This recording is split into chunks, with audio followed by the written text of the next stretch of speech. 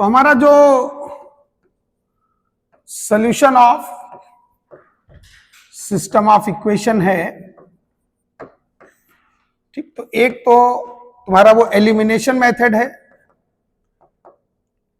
जो तुम लोगों ने 9th-10th में किया था, लेकिन वो 2 वेरिएबल तक ठीक है, 3 वेरिएबल में थोड़ा लंबा हो जाता है ना। उससे पहले z के कॉफिशिएंट को इक्वल करके हटाओ, फिर x y बचेंगे, फिर x y में से किसी एक के कॉफिशिएंट को इक्वल करके हटाओ, तब जाके y बचेगा, है कि नहीं? तो वो लंबा पड़ता है, ठीक।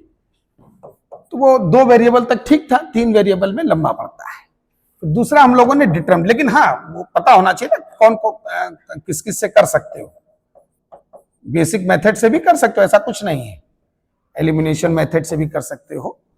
पहले z के कॉफिशिएंट को इक्वल करो, फिर y के कॉफिशिएंट को इक्वल करो, फिर x आएगा, ठीक। डिटरमिनेंट मेथड ये हम लोग ऑलरेडी कर चुके हैं, वो पूरा नोट कर लो जैसे मैं लिख रहा हूं। पता होना चाहिए कि सब चीजें पहले भी तुम कर चुके हो। अब एक मेथड हमारे पास और आने जा रहा है,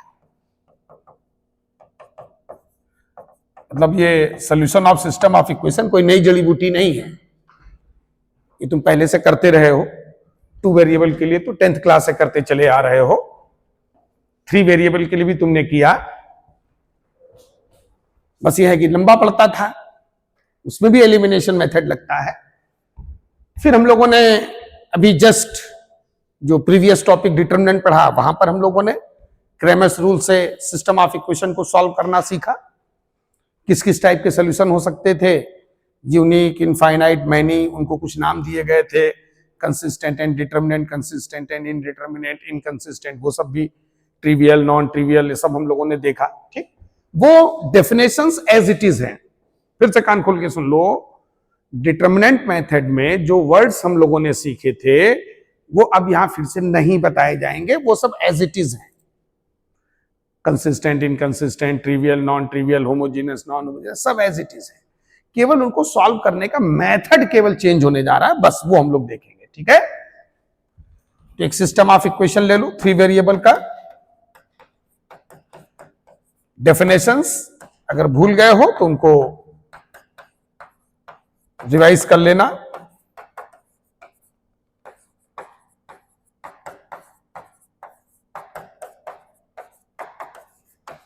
ये हमारा एक लीनियर सिस्टम ऑफ इक्वेशन है।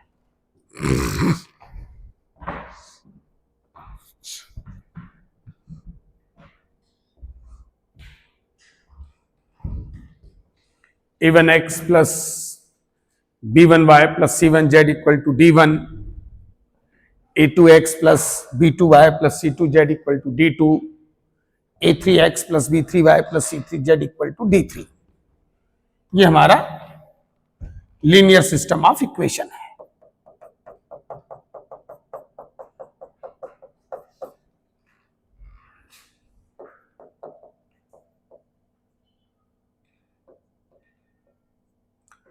लीनियर सिस्टम ऑफ इक्वेशन,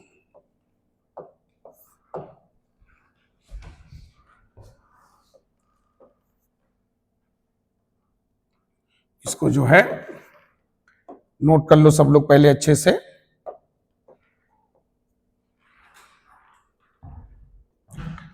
अब इसमें हम लोग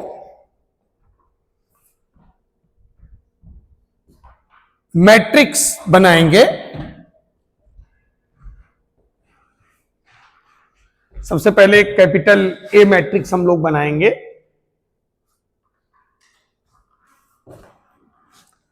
एक कैपिटल ए मैट्रिक्स हम लोग बनाएंगे जो कि एक्स वाई जेड के कॉफिशिएंट से बनेगा। तो सॉल्व करने का फंडा नोट कर लो। सबसे पहले कैपिटल ए मैट्रिक्स बनाएंगे, A1 B1 C1, A2 B2 C2, A3 B3 C3।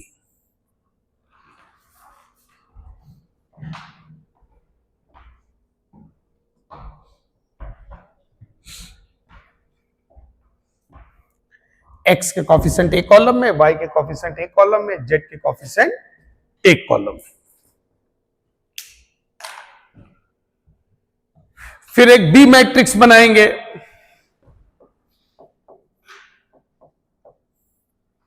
जो बी मैट्रिक्स होगा वो राइट साइड के कांस्टेंट से बनेगा। फिर एक कैपिटल एक्स मैट्रिक्स बनाएंगे जिसमें वेरिएबल एक्स वाई जेड होंगे।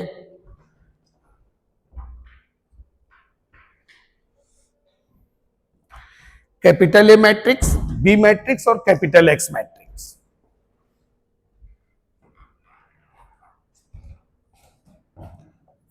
फिर a into x equal to B,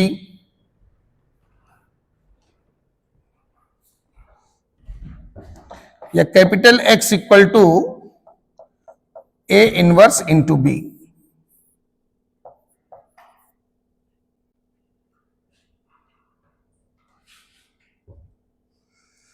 इसको सॉल्व करके find values of small x y and z from here. यहां से तुमको एक्स वाई जेड की वैल्यू मिल जाएंगी।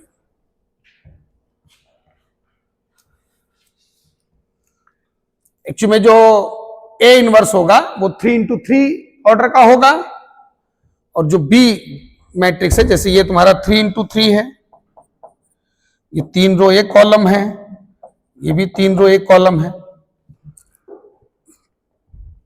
तो ए इनवर्स 3x3 का होगा, ये 3x1 का होगा, तो ए इनवर्स बी का जो ऑर्डर होगा 3x1 होगा। ठीक है, जैसे तुम्हारा जो कैपिटल एक्स बराबर ए इनवर्स इंटू बी है, तो इसका जो ऑर्डर होगा फाइनली मल्टीप्लाई होकर के वो होगा 3x1, और ये भी ऑर्डर कितना है 3x1। ये ए इनवर्स इंटू बी का कंबाइंड ऑर्डर मैंने लिखा है, समझ में आ रहा है ना। ए इनवर्स 3x3 है, बी है 3x1, तो ए इनवर्स इंटू बी का 3x1 बनेगा ना ऑर्डर। तो अब कैपिटल एक्स की जगह तुम लोग क्या लिखते हो, ऐसे एक्स वाई जेड, और ए इनवर्स बी मान लो तुम्हारा आ गया L1 M1 N1। तो अब इनको इक्वल करोगे तो x बराबर क्या आ जाएगा L1, y बराबर M1, z बराबर N1। ये तरीका है तुम्हारा। ठीक है,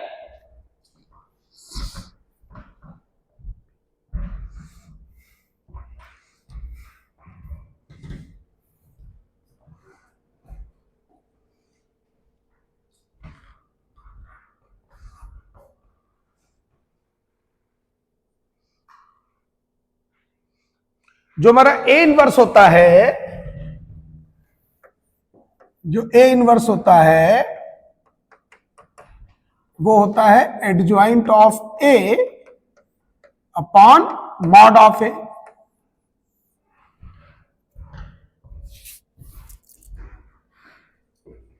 ए इनवर्स किससे निकालोगे, वो भी साइड में लिख लो, adjoint of A upon mod of A. तो सबसे पहले मॉड ए निकाला करो। क्या निकाला करो, mod A, determinant value of A. वो अगर नॉन जीरो हो गया तो फिर ए इनवर्स निकाल लिया करो। तो नोट में लिख लो, फर्स्ट फाइंड मॉड ऑफ ए।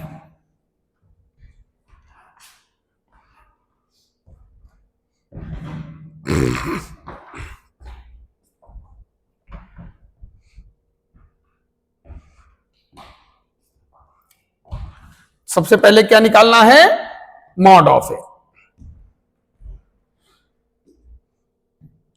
अगर मॉड ए नॉन जीरो हो गया तो यूनिक सॉल्यूशन होगा, और वो यूनिक सॉल्यूशन x बराबर ए इनवर्स इंटू बी से फाइंड कर लेना है। तो number 1, if mod A not equal to 0, then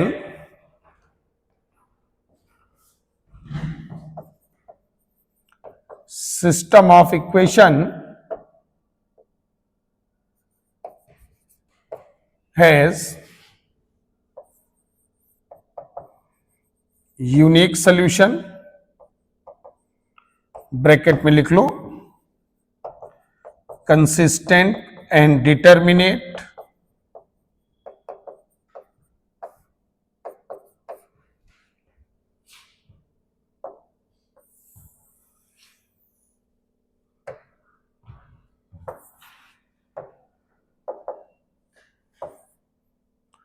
solved by using x equal to A inverse into B.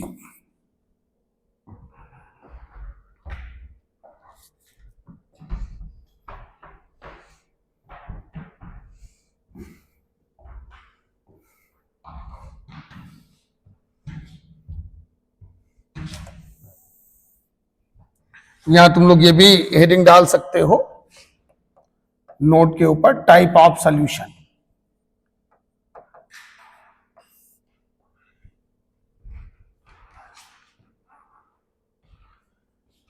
Second, if mod equal to 0,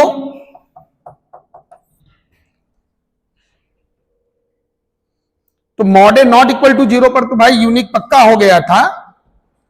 अब अगर मॉड ए 0 होगा तो या तो नो सोल्यूशन होगा या इनफाइनाइट सोल्यूशन होगा, वो कंफर्म होगा adjoint of A into B से। ठीक है, तो second, if mod A equal to 0, then system of equation has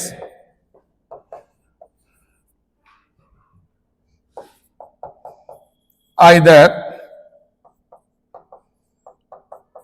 infinite solution or no solution।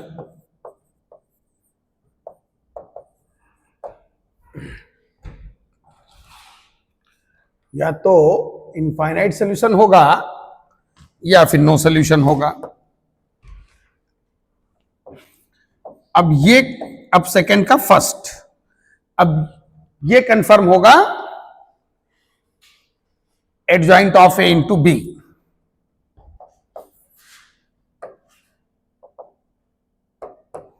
तो अब तुमको क्या निकाल लेना है, find adjoint of A into B. Adjoint of A सबको पता है ना, कोफैक्टर से निकलता है। कोफैक्टर मैट्रिक्स का जो ट्रांसपोज होता है वो एडजॉइंट मैट्रिक्स होता है। ठीक, तो adjoint of A into B. तो सेकंड का first, if adjoint of A into B equal to 0। 0 मतलब जीरो मैट्रिक्स। भाई कोई न्यूमेरिकली 0 तो हो नहीं सकता है, यहां मैट्रिक्स बनती है ना, 0 मतलब zero matrix. Then system of equation has infinite solution. System of equation has infinite solution. Second का second point,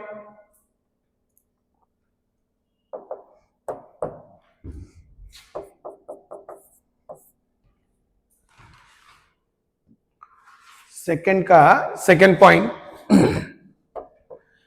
if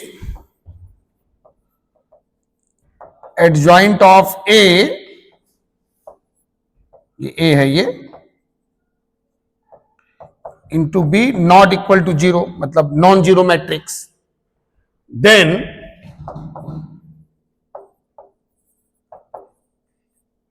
system of equation has no solution.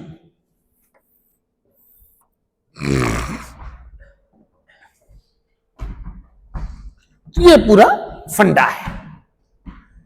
Determinant में हम लोगों ने पूरा डिटेल में किया था, ठीक है ना। अब यहां पर वो जो वर्ड्स वगैरह वो सब एज इट इज यूज होंगे, समझ रहे हो ना। होमोजीनियस इक्वेशन, नॉन होमोजीनियस सब पता है ना, ठीक है। होमोजीनियस इक्वेशन के लिए ये राइट साइड वाले कांस्टेंट तीनों जीरो होते हैं, नॉन होमोजीनियस में D1 D2 D3 में कम से कम एक नॉन जीरो होता है, ये सब चीजें क्लियर है ना। वो एज इट इज है, उनसे वो नहीं बताई जाएंगी। इसको, इसका फ्लो चार्ट भी हम लोग बना लेते हैं, इसको इस तरीके से भी याद रख सकते हो। Is mod equal to zero, जो फंडा भी हम लोगों ने लिखा है, अब इसको ऐसे एल्गोरिथम में ले लो। Is mod equal to zero, तुमने कहा नो, नो है तो यूनिक सॉल्यूशन। क्यों है यूनिक को हम लोग क्या बोलते हैं, कंसिस्टेंट एंड डिटर्मिनेट, ठीक। अब अगर मॉड ए जीरो हो गया, मॉड ए जीरो हो गया मतलब यस, तो अब हम लोग सेकेंड डिसीजन बॉक्स में क्या चेक करेंगे, इज, इसको थोड़ा इस तरह से याद रखना, तुम्हारे लिए आसान है। हमने पूछा is adjoint of A into B equal to zero, क्या adjoint of A into B equal to zero मतलब जीरो। तो अगर नो हो गया, adjoint of A into B zero नहीं है, तो नो सॉल्यूशन आ गया। नो सॉल्यूशन मतलब इनकंसिस्टेंट, ये भी लिख लो। और अगर ये जीरो हो गया मतलब ये भी यस हो गया, अब ये भी यस हो गया, तो तुम्हारा जो है क्या आ गया, infinite solution, consistent and indeterminate,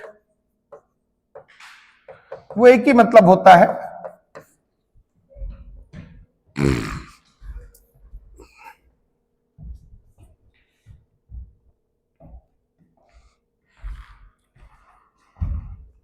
तो ये तुम्हारा जो है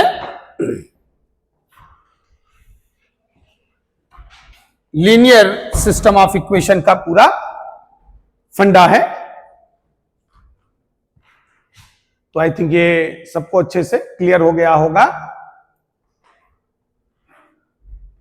अब हम लोग क्वेश्चन देखते हैं, तो क्वेश्चन लिखो सभी लोग।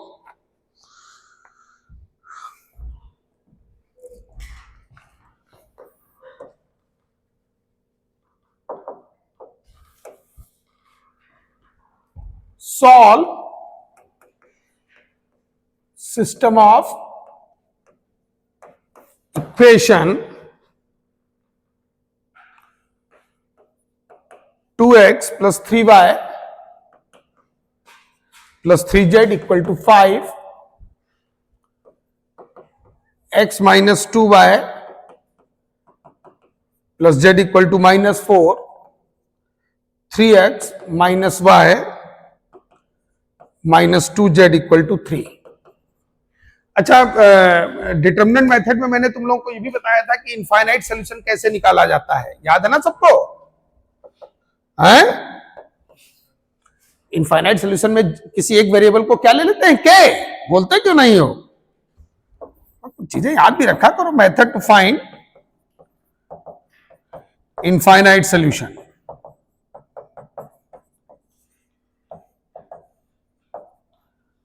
ये same in both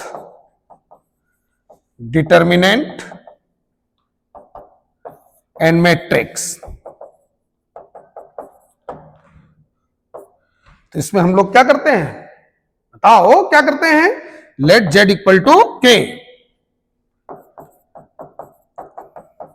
and then find x and y in terms of k from any two equation. याद आया कि नहीं? From any two equation out of given, जो दो सिंपल तुमको लगे, out of given three equation. बोलो, क्लियर हुआ ना? खैर अभी इनफाइनाइट देखो आता, हो सकता है इनफाइनाइट आ जाए भाई, वो तो यूनिक इनफाइनाइट नो में कुछ भी आ सकता है. अगर इनकेस इनफाइनाइट बने तो ये याद रखना. अब आ जाओ linear system of equation. Come on, ये है हमारा सिस्टम ऑफ इक्वेशन, ये हमारा क्वेश्चन है. चलो कम ऑन, स्टार्ट नाउ.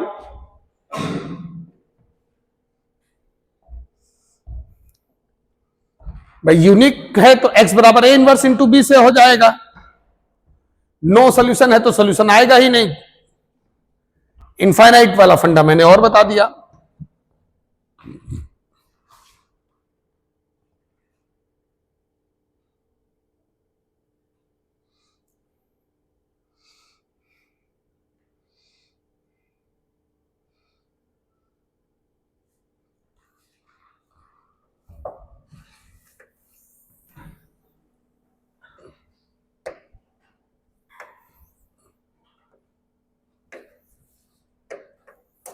तो पहले खुद से कोशिश करो, फिर मैं तो बताऊंगा ही.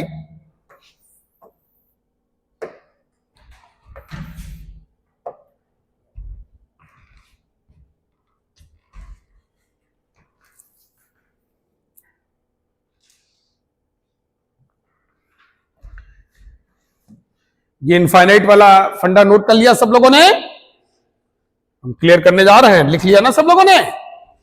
हाँ,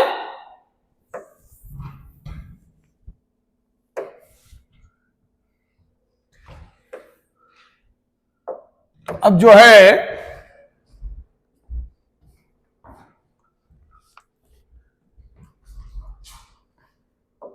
सिस्टम ऑफ इक्वेशन ये दिया था 2x plus 3y plus 3z equal to 5, x minus 2y plus z equal to -4, 3x minus y minus 2z equal to 3. ये हमारा लीनियर सिस्टम ऑफ इक्वेशन है. तो पहले कैपिटल ए मैट्रिक्स हम लोग बना लेते हैं. 2 3 3 1 माइनस 2 1 3 माइनस 1 माइनस 2. फिर बी मैट्रिक्स बना लेते हैं 5 माइनस 4 3. फिर कैपिटल एक्स मैट्रिक्स बना लेते हैं, वो अननोन एक्स वाई जेड से बनेगा.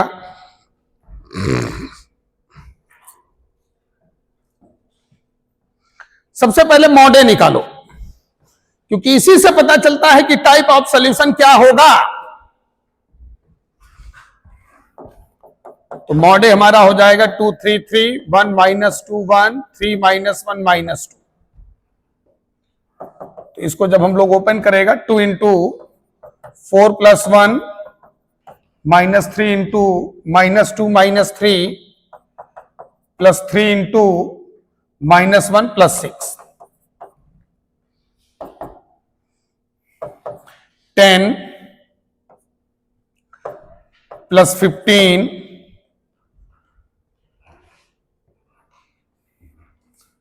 और 6 प्लस 15. तो मॉडे हमारा 40 आ रहा है. क्यों?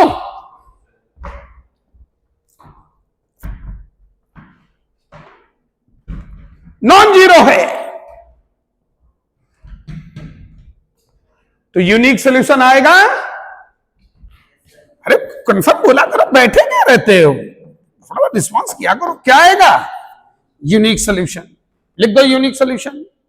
अब उसका वैल्यू निकालना है, तो उसके लिए अब हम लोग या तो a इंटू एक्स बराबर बी यूज कर लो. क्या यूज कर लो? a इंटू एक्स बराबर बी. या x बराबर a इनवर्स इंटू बी, दोनों में से कोई भी जो तुमको इजी लगे, या तो ये अप्लाई कर लो, इधर देखो, या तो ये यूज कर लो। समझ में आ रहा है कि नहीं? तो हम लोग a इंटू एक्स बराबर b यूज कर लें। कौन को फैक्टर के चक्कर में पड़े, a इंटू एक्स बराबर b, वो कोई जो तुमको अच्छा लगे, जो तुमको एट ए टाइम इजी लगे, उससे अपना कर लेना, वो कोई बाउंडेशन नहीं है, वो एक ही चीज है। लेकिन हाँ, सॉल्व करने का मेथड अलग हो जाएगा, इसमें मल्टीप्लिकेशन यूज करोगे। ये X Y Z equal to B, B तुम्हारा ये हो जाएगा 5 माइनस 4 3। ठीक, तो अब ए इनवर्स फाइंड आउट कर लो।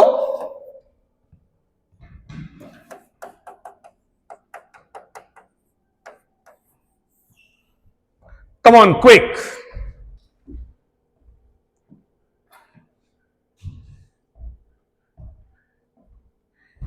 ए इनवर्स तुम्हारा होता है adjoint of A upon mod है। तो पहले कोफैक्टर मैट्रिक्स निकाल लिया जाए, तो उसके लिए हर एक एलिमेंट का कोफैक्टर लेना होता है, हैं?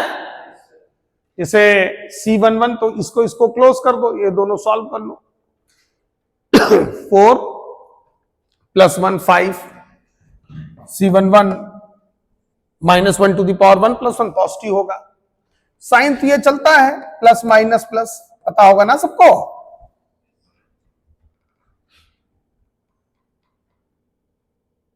फिर अब C12 इसमें माइनस साइन मल्टीप्लाई होगा, इसको क्लोज कर दो। ठीक है, तो -2 -3 और एक माइनस साइन, तो 5 आ जाएगा। C13 -1 + 6, ये भी 5 आ जाएगा। C13 पॉजिटिव लोकेशन है। अरे बोलो, क्लियर हुआ ना? बोलते क्यों नहीं? अजीब कूड़ा हो क्या सबके सब, बिल्कुल जो है। C11 first column, first row यही आ रहा है सबका। C21 पे आ जाओ, सेकंड रो फर्स्ट कॉलम, इसको क्लोज कर दो। तो जब इसको क्लोज करोगे तो ये -6 हो जाएगा, और माइनस ऑफ -3 +3 -6 +3 -3 और एक माइनस और मल्टीप्लाई होगा। C21 है ना, तो प्लस का 3। फिर C22, इसको क्लोज कर दो, तो -4 और -9, ये -13 हो जाएगा। साइन ये चलता है plus minus plus minus plus minus plus minus plus, इसमें माइनस एक्स्ट्रा मल्टीप्लाई होगा C23 में, इसको और इसको क्लोज कर दो, तो -2 -9 -11, तो ये हो जाएगा +11। देखो अभी तक यही एलिमेंट्स आ रहे हैं सभी के। अब C31 पे आ जाओ, थर्ड रो फर्स्ट कॉलम को क्लोज कर दो, तो ये 3 × 1 3 + 6, तो 9 हो गया, प्लस का 9 होगा। फिर C23, इसको और इसको क्लोज कर दो, तो 2 -3 -1 और एक माइनस साइन अपनी तरफ से मल्टीप्लाई कर दो।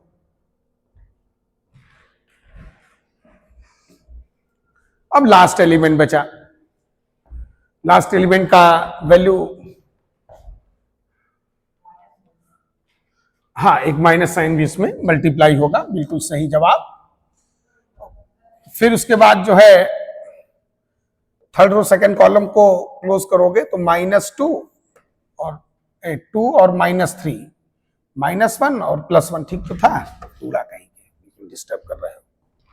C33 पे आ जाओ, ये -4 हो गया और -3, -4 -3, इन दो को, इनके कोफिशिएंट को मल्टीप्लाई करो, -7 लिख दो लास्ट वाला, वो प्लस का होगा। मतलब एक माइनस साइन जो पहले से आया वो तो एज इट इज रहेगा ही रहेगा, लोकेशन पॉजिटिव है। देखो यही एलिमेंट्स आ रहे हैं सभी के,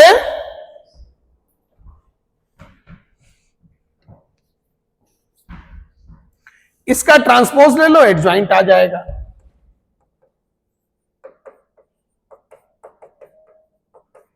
तो करस्पॉन्डिंग रो को करस्पॉन्डिंग कॉलम में चेंज कर दो,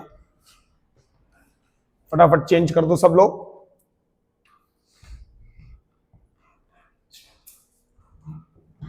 तो एडजॉइंट मैट्रिक्स आ गया। तो एक क्वेश्चन हम लोग पूरा सॉल्व किए ले रहे हैं, इसी में अपना जो भी कॉन्सेप्ट है वो क्लियर कर लो। ए इनवर्स आ जाएगा adjoint of A upon mod of A, mod of A 1/40 बाहर मल्टीप्लाई कर दो, 539, 5 माइनस 13 1, 5 11 माइनस 7।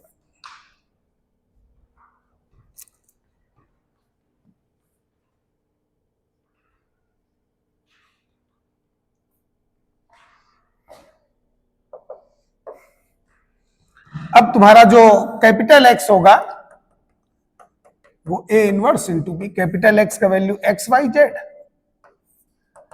ए इनवर्स तुमने खुद ही निकाल ही लिया है 539,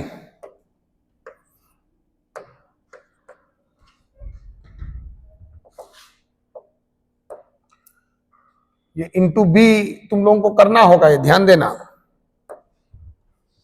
ये 539, 5 minus 13 1, 5 11 minus 7 into B. B का मैट्रिक्स क्या है बोलो? अब इन दोनों को मल्टीप्लाई करना होगा, तब कंपेयर करना दोनों साइडों को। तो इसके आगे कर लोगे सब लोग आप खुद से? भाई ये 3 इंटू 3 है, ये 3 इंटू 1 है। जब मल्टीप्लाई करोगे तो रिजल्टेंट 3 इंटू 1 का आएगा, उससे एक्स वाई जेड की वैल्यू कंपेयर कर लेना, वहां से एक्स वाई जेड की वैल्यूज आ जाएंगी। तो इस तरह से जो है हम लोग एक्स वाई जेड का वैल्यू निकालेंगे।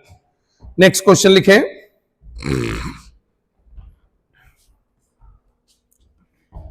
Find values of X Y Z in system of equation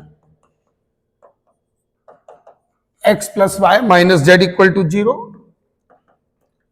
x minus 2y plus Z equal to 0, 3x plus 6y minus 5z equal to 0। Come on quick.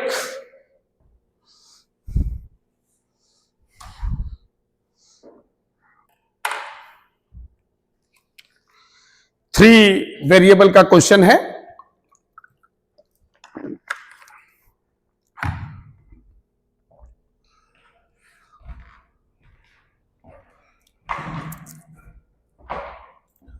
और ये जो system of equation है ये homogeneous system of equation है।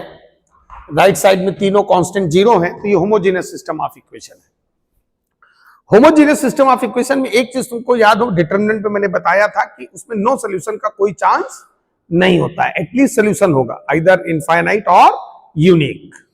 याद आया? हाँ, मतलब अगर होमोजीनियस सिस्टम ऑफ इक्वेशन है तो अगर गेस भी मारना हो तो नो सोल्यूशन मत मारना, ठीक है? कम ऑन क्विक।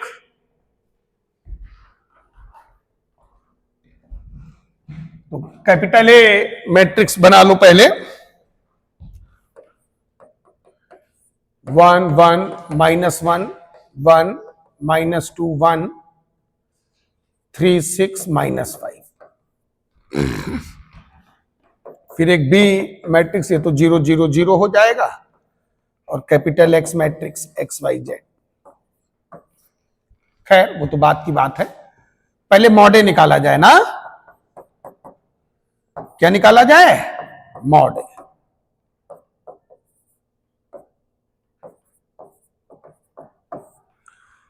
मॉडे जल्दी से चेक करो सब लोग।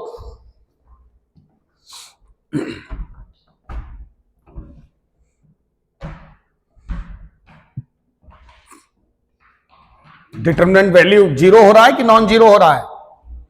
यस, बिल्कुल सही। मॉडे बराबर 0।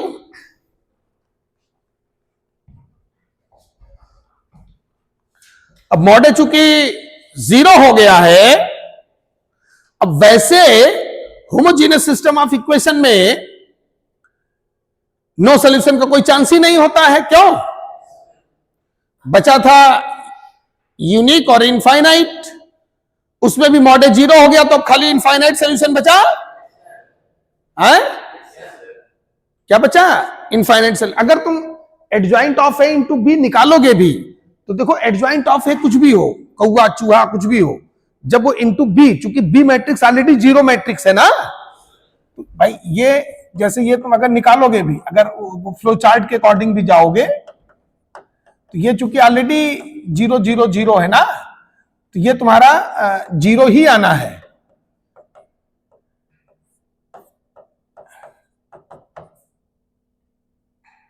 ये 0 ही आना है। 0 मीन्स 0 मैट्रिक्स, इसलिए इनफाइनाइट पक्का।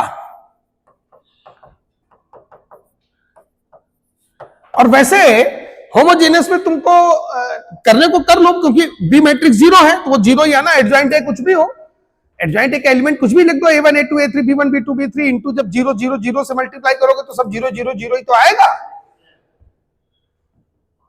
ये अपना सीधे सीधे भी इनफाइनाइट लिख सकते हो, क्योंकि होमोजेनियस में 2 ही पॉसिबिलिटी होती है, नो सॉल्यूशन का कोई चांस ही नहीं होता, इधर यूनिक और इनफाइनाइट। मॉडे 0 हो गया, यूनिक हो नहीं सकता है, क्योंकि यूनिक सॉल्यूशन के लिए मॉडे नॉन जीरो होना जरूरी है, तो इनफाइनाइट ही होगा होमोजेनियस में।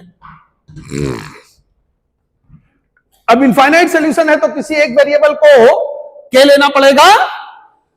लेट z इक्वल टू के, ये हो गया x plus Y equal to K को राइट साइड में शिफ्ट कर दिया करो। x minus 2y equal to minus K, 3x plus 6y equal to 5k। तो इन तीन में जो 2 सबसे इजी दिखा करें, भाई फ्रीडम है तो उसका यूज करो, मिसयूज नहीं। हम 3 में से कोई भी 2 ले सकते हैं x और y का वैल्यू निकालने के लिए। तो फर्स्ट और सेकंड के कोफिशिएंट छोटे छोटे हैं, तो उससे निकाल लो। तो x plus Y equal to K, x minus 2y equal to minus K, subtract कर दो, x कैंसल आउट हो गया, 3y इक्वल टू 2k, तो y equal to 2k by 3 आ रहा है। क्यों? थोड़ा फटाफट बोलते जाओ, नहीं आया बोल क्या दो ना, कुछ और आ रहा है उसमें बैठे क्या रहते हो। y equal to 2k by 3 आ रहा है कि नहीं है? ठीक, तो अब ये x निकाल लो, तो x बराबर हो जाएगा k माइनस वाई, तो k माइनस 2k बाई 3, तो x बराबर तुम्हारा जो है k बाई 3। क्यों? तो x equal to k by 3, y equal to 2k by 3, z equal to k। ये तुम्हारा फाइनल है answer, where k is real. अब k जब चेंज होगा भाई तभी तो इनफाइनाइट है। अगर k चेंज होगा तो पूरा ट्रिपलेट चेंज हो जाएगा ना। k इक्वल टू 1 पे अलग ट्रिपलेट बनेगा, k इक्वल टू 2 पे अलग ट्रिपलेट बनेगा, k इक्वल टू 3 पे अलग ट्रिपलेट बनेगा, तभी तो इनफाइनाइट है, तभी तो इनफाइनाइट है। ठीक है, तो इनफाइनाइट सॉल्यूशन, एक यूनिक का हम लोगों ने भी पहला क्वेश्चन किया, एक इनफाइनाइट का किया। ठीक, एक क्वेश्चन और करो। सॉल्व सिस्टम ऑफ इक्वेशन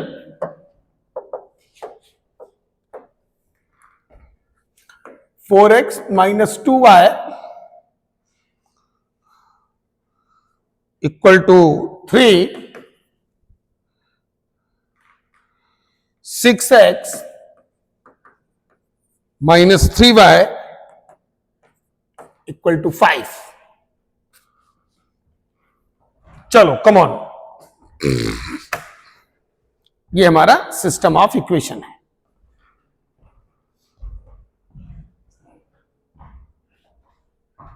ये 2 वेरिएबल है, थोड़ा जल्दी हो जाएगा। 3 वेरिएबल में थोड़ा ज्यादा टाइम लगता है।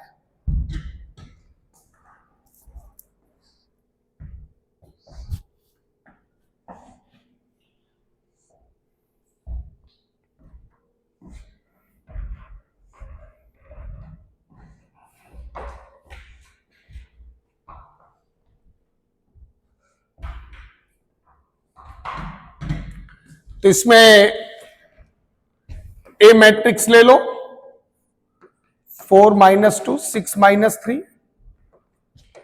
बी मैट्रिक्स हो गया 3 5, कैपिटल एक्स मैट्रिक्स में 2 ही वेरिएबल होंगे, 3 मत ले लेना, जबरदस्ती Z9 इन्वॉल्व कर देना। तो पहले क्या निकालोगे, मॉड ए, इसीलिए मैं 2 वेरिएबल का भी एक क्वेश्चन कराया दे रहा हूं। -12, तो मॉड ए 0 हो गया, क्यों? और ये non homogeneous system of equation है, होमोजेनियस नहीं है। तो यहां अगर मॉड ए 0 हुआ है तो कुछ भी हो सकता है अभी, क्यों?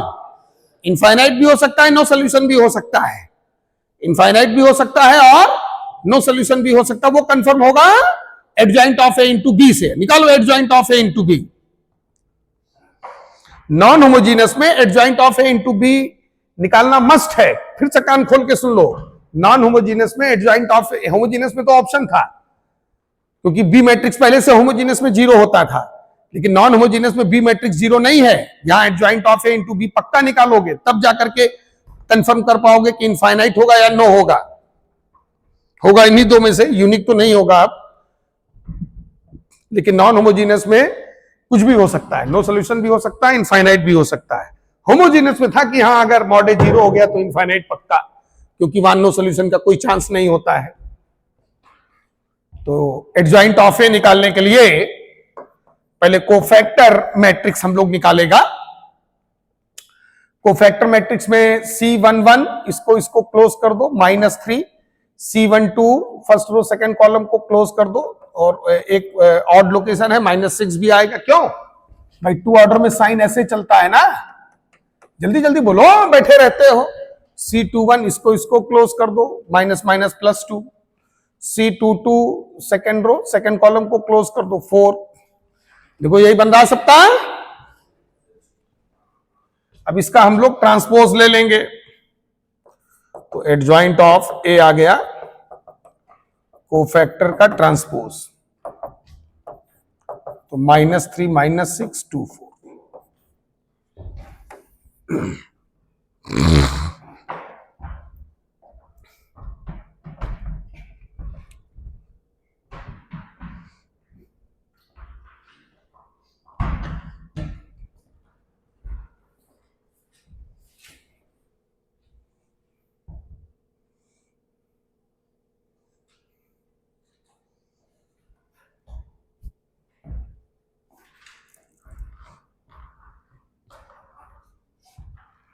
बोलो, ये आ गया एडजॉइंट ऑफ ए। तो अब हमारा adjoint of A into B, तो एडजॉइंट ऑफ ए आ गया -3 2 -6 4 इंटू बी, बी आ गया 3 5।